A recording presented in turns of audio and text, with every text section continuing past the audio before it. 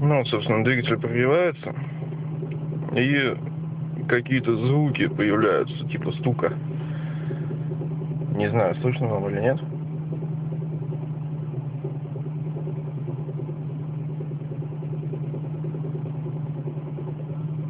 Вот такие вот стуки. Не знаю, грешу на самом деле на компрессор кондиционера, или точно не знаю, как он называется. Вот. Потому что ролик на нем ведет себя как-то неправильно. Не так, как вел он себя всегда. Вот. Ну, собственно, будем разбираться с этой проблемой. В выходные поеду в сервис. Вот. Будем посмотреть.